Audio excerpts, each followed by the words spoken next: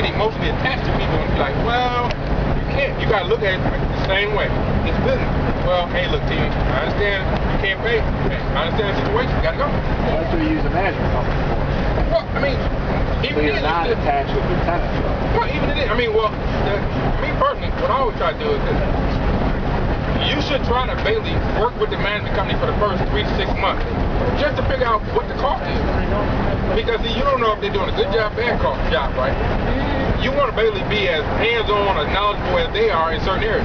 You don't necessarily need to manage, but you just need to know how to keep your costs low. Because the cap rate, for everybody to understand this, the cap rate is all based on your expense factor.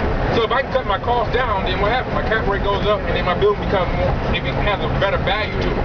So I think this building right here has a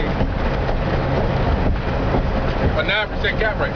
Well, what if I can reduce my expenses and I can maybe improve my profitability a little bit by basically, let's say, doing some changeovers, whatever it is, cut my costs down.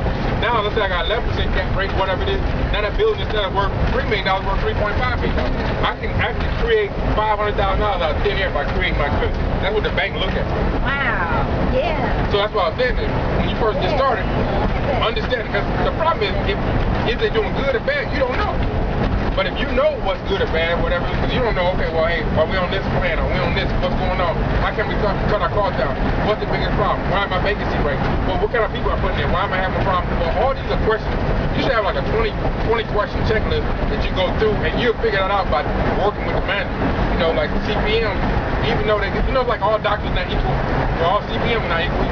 Some people are book smart, but they can't deal with people.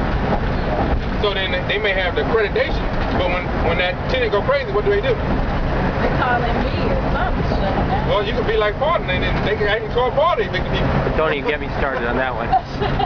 You evict people?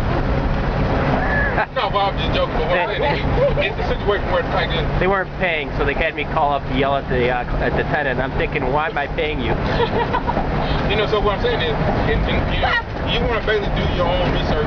You want to learn as much about the business. Because like I say, the more you learn, the more you earn. If you can basically know what that property manager is doing and what their expectations are, it makes it a lot easier for you to build up your expectations. You know, people want to be led, whether it's your money, right? So you lead them to where you want them to go. This is what my expectations are. This is what I need. Well, if you have no expectations, they you know, like I said, if you don't have an agenda, one will be created for you. But they create the agenda for you, and they tell you what they're going to be. Well, if you go in saying, this is what I expect, well, they might have to come up to your expectation, or the fact that you had to, you know, I give you a 6-month trial run. If it don't work out, then, you know, you do it on probationary period.